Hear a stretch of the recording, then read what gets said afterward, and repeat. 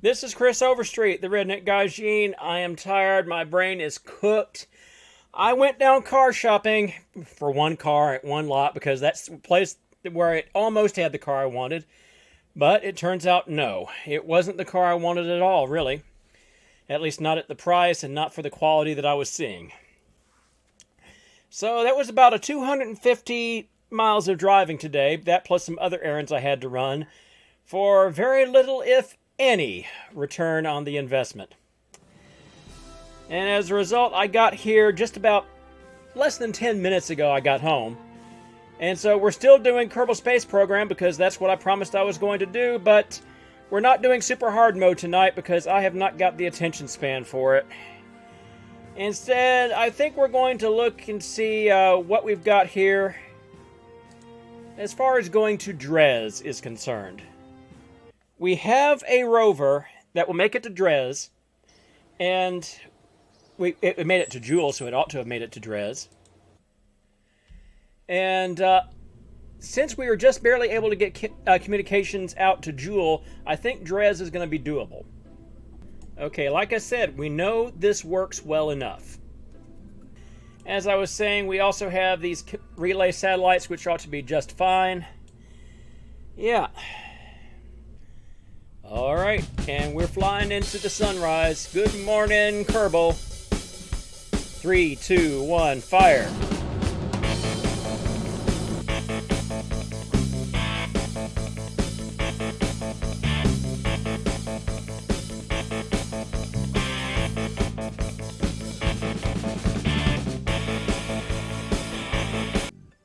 Okay, target. Target is Dres. Yeah, this automatic maneuver tool system is great. I'd be spending hours trying to find a maneuver intercept window by trial and error, and it was always very frustrating.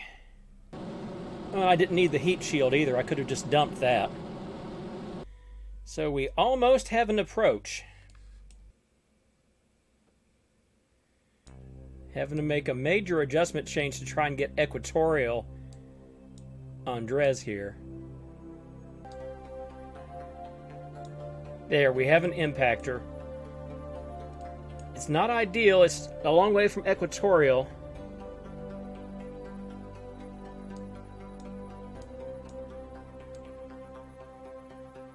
Then we put this ahead.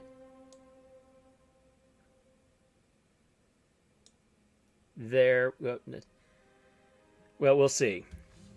We can nudge it after this. Say goodbye to Kerbin, folks.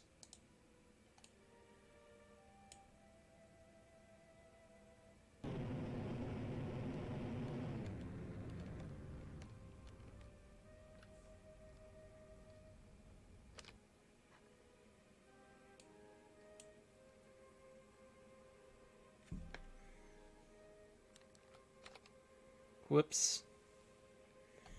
Yeah, we're going to have to make an adjustment when we get up here. Shit. Just the tiniest burst, and that's still not enough. I mean, it's still too much, I mean. So, let's throttle this back a lot. Alright, throttle it down even more.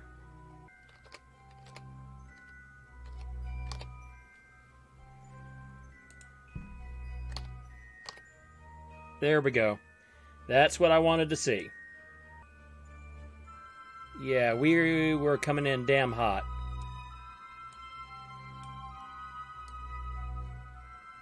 Really damn hot.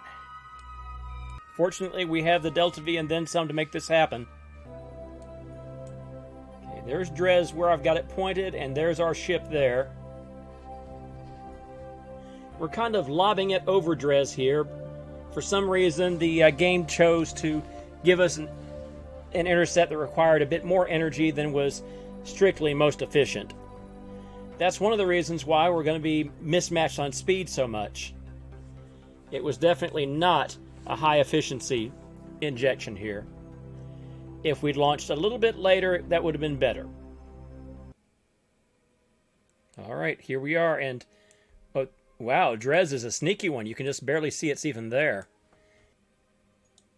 There we go. Reason being, I'm going to release the communications satellites up here at Apoapsis and boost them to a circular orbit. And hope for the best. Okay, line of communication, we're about to be cut off. Yeah, it's a good thing I got this thing turned before this, because we are going to have to do this without probe controls except for full on throttle and full off. Should actually have burned that sooner than this. It's going to be a long burn because we're about to lose our big engine.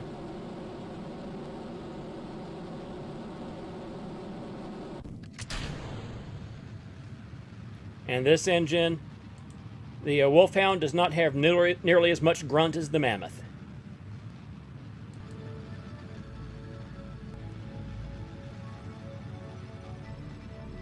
Periapsis is dropping a little bit uncomfortably.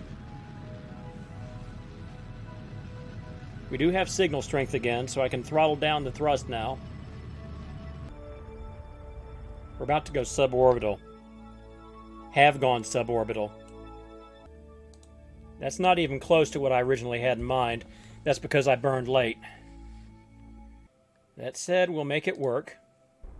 Because all we have to do is boost prograde for a little bit to get the periapsis up to a nice safe area. Or thereabouts. There we go. And now we're going to decouple you.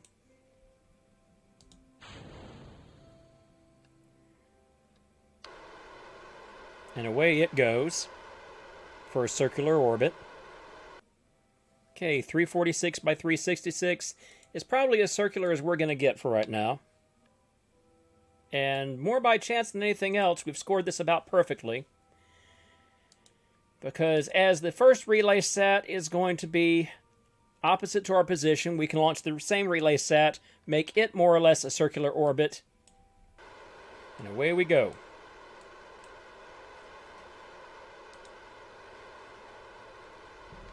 Now the problem is, by launching these satellites, we've also launched the good probe cores. All we've got left is the Rover's probe core, which ain't great. Okay, and this one's a little bit more eccentric than its brother, so these are not going to stay opposite permanently. They're going to drift. I should have taken the parachutes off too. They're only dead weight. But yeah, I've got to land on this big-ass tank here, unless... No, that's just the jet engine, which is absolutely useless here. Yeah, I got to land on this big-ass tank, and then gently tip the thing so that I can maybe get it on its wheels. That's going to be the problem. The question is, where am I going to bring this down? I actually think I want to bring it down right there.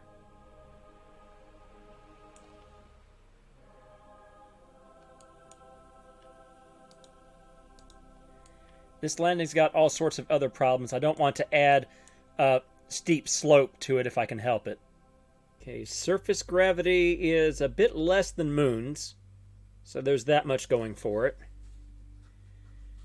Still, it's going to be really damn easy to screw this up.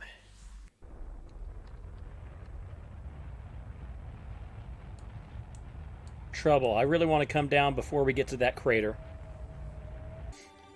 Again, this thing was definitely not designed to land someplace without an atmosphere. And quite frankly, I picked this because I didn't feel like thinking too much tonight. Okay, that's close to vertical.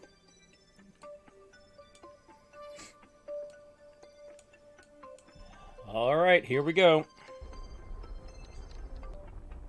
We've got plenty of Delta V. After all, this thing is not going home. This is its new home, the surface of Dres, for as long as it lasts, which is probably about 5 minutes. That, of course, assumes that we land it safely at all, which is hardly guaranteed. Damn it, I can't quite get a lock on the proper decoupler, so this is going to be real entertaining real quick, I'm afraid.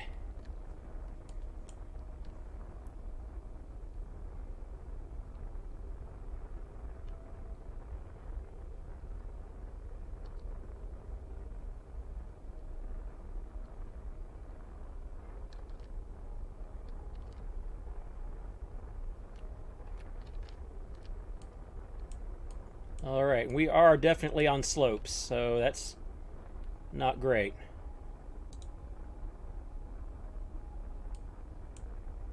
Okay, gentle touchdown.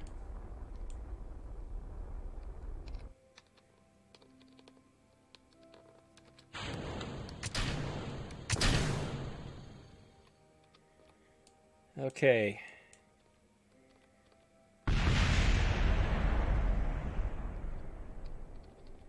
Just ease it. There we go. We've got it down. We've got the rover down mostly intact.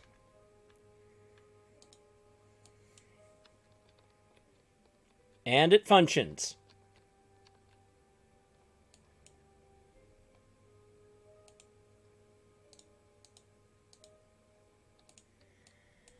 We have a working rover, folks.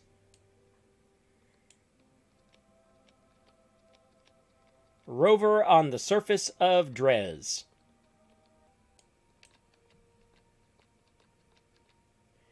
And look at what we got here.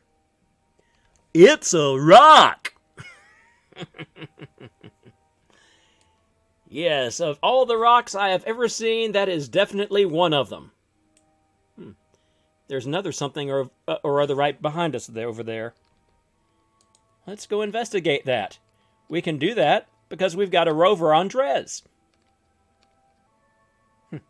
As the samples process, the computer asks if it can sing you a song while it works. Apparently, the song is about a flower of some kind. Well, that's not a good sign.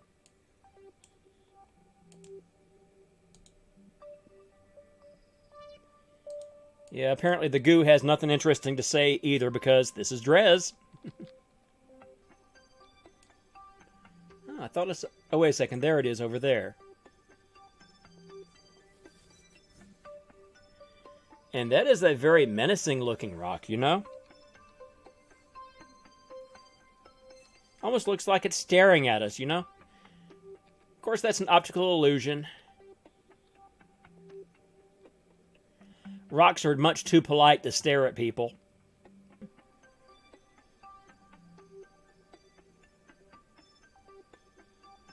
Caught a little bit of air on Dres. That's not necessarily a good thing.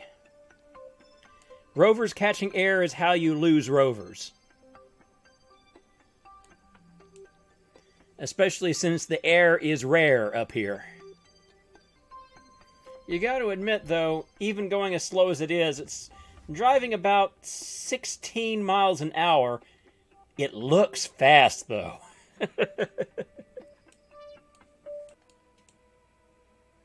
Ooh, that's a lot of air. Or a lot of vacuum, I suppose, to be perfectly honest, but where's the fun in the perfect honesty? Let's go ahead and bring this thing to a stop if we can do so safely. Well, maybe not here, we can't. There we go.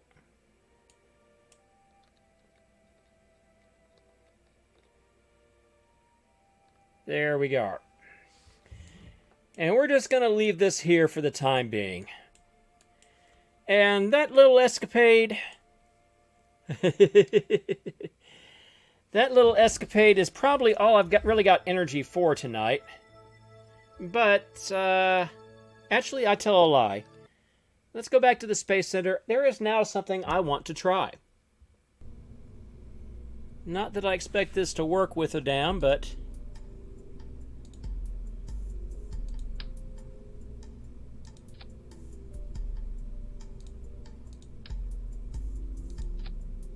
if you think I'm trying something absolutely nuts, you are absolutely correct. There. Of course, now I'm going to want this for extra weight up front for balance purposes, and I just hope that works. No deposit, no return. Here's the plan. We're going to take this to Minmus. We're going to land it on Minmus. We're going to drive it off Minmus on rocket power, and we're going to try to bring it back to Kerbal. And we're also going to put these satellites in orbit around Minmus to make sure we can make all this happen. That am the plan. Now, bear in mind that whatever little aerodynamic quality this thing has is going to be almost perfectly wrecked by the addition of this tank.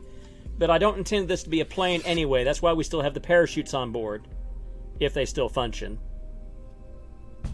And if they don't still function, well, it'll make great YouTube content.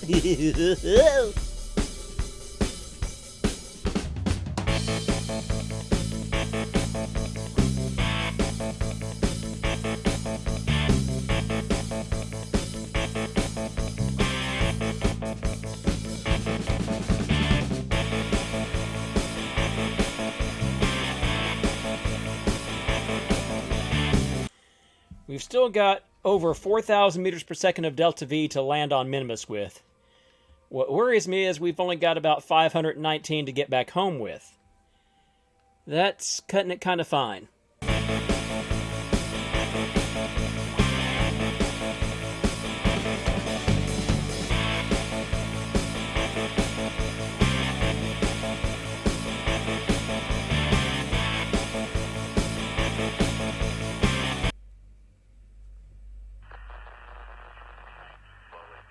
Okay, that startled me.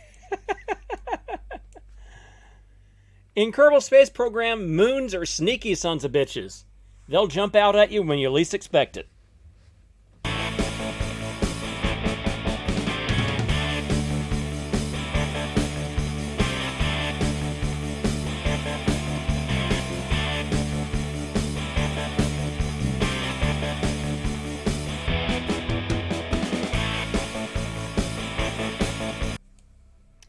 Alright, we're now committed to a surface landing. As if there's any other kind.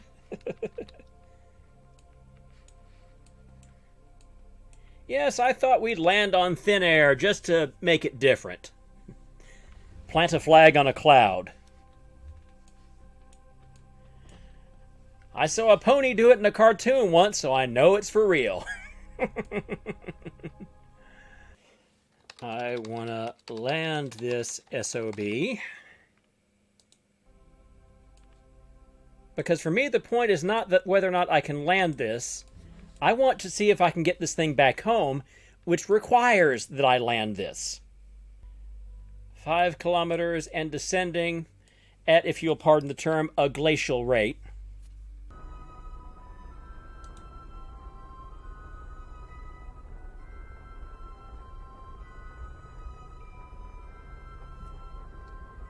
Got a little bit of lateral velocity. That's not ideal, but it shouldn't be too big of a problem.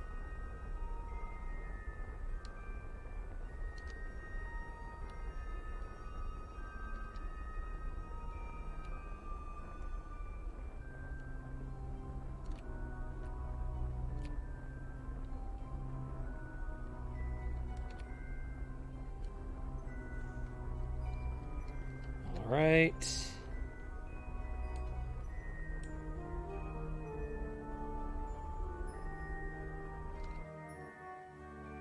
We have touchdown, and we're actually standing up, but that's not ideal. We're going to have to do some...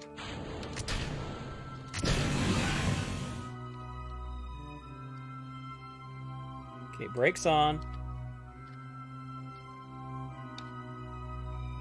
There we go.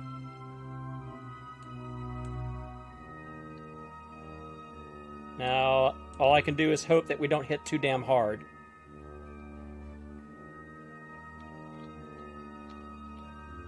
All right. We are down. And this is what reaction wheels can do on the surface of Minmus, especially if you have enough RTGs to power them. But regardless, that's not what we're here for. And the idea is we're going to try to find a bit of land to do a Dukes of Hazzard General Lee jump.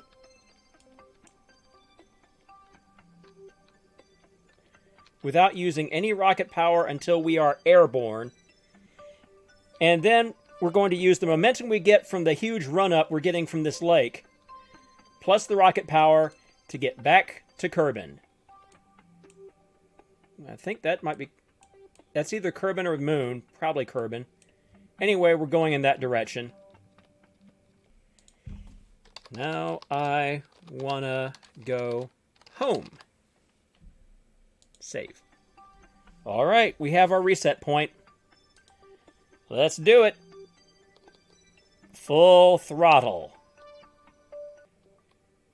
Okay, we are basically now skidding across the surface. I have to be very damn careful about adding velocity, because we are now in acute danger of rolling this SOB. Oh, and that's a problem.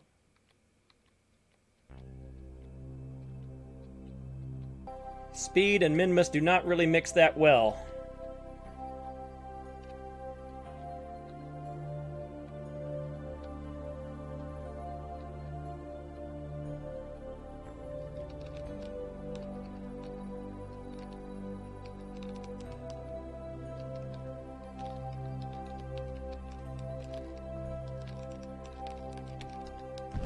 Case in point. And that is why we took the quick save. And there's also one other thing that I really didn't think of at the time and ought to have done. The rockets we've got are way out of line with our center of mass. So once I light them up, it's going to be real adventuresome keeping this thing going straight. Okay, we are doing 27.2 meters per second and maintaining velocity with my fingers off the keyboard. I am excruciatingly reluctant to touch this thing at this point. But we are actually rolling fast enough that if you look carefully, we are generating a Kerbal rise.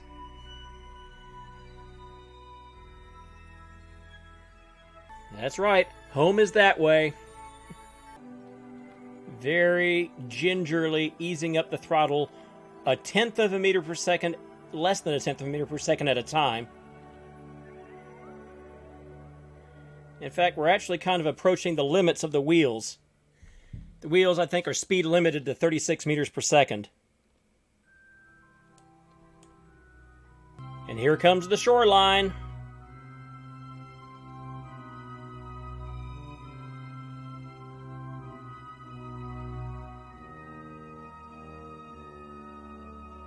Eventually,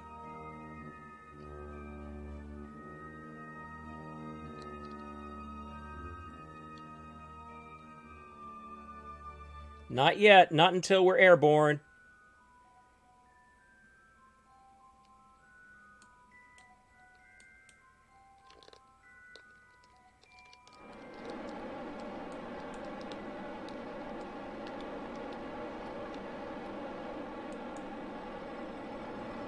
The damn rockets are driving the nose down. Oh, shit.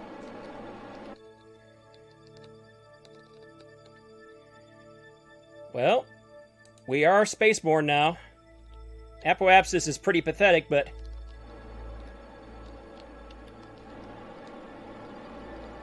this is us flying.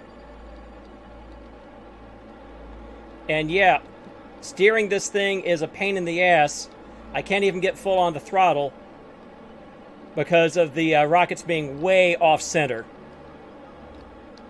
But Apoapsis is now up to 20 kilometers, so we're not going to crash. Quite frankly, a brick would be better designed to be a rocket than this thing is at the moment.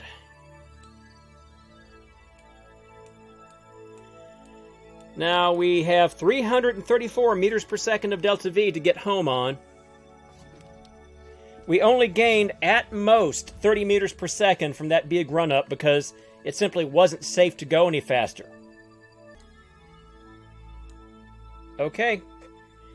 We have more than enough delta V to get home on.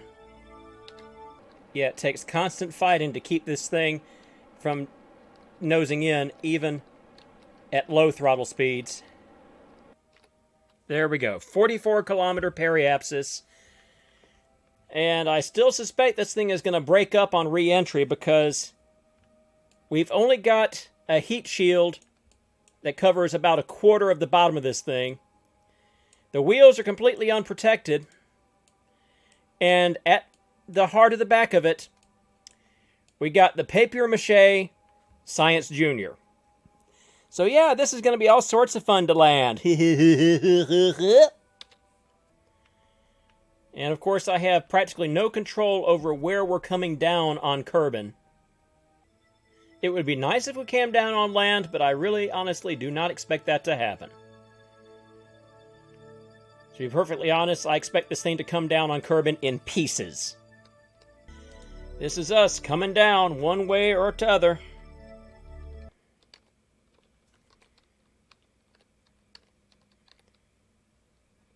Hell, the odds are great that this will not be stable in Atmo anyway. This is as draggy ever dragged.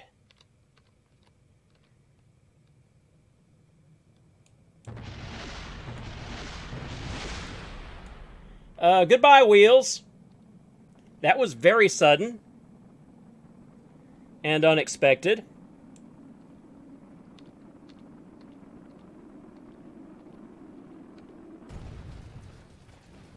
Wow. Didn't even get to disassemble. It just went kablooey. Oh, and no wonder.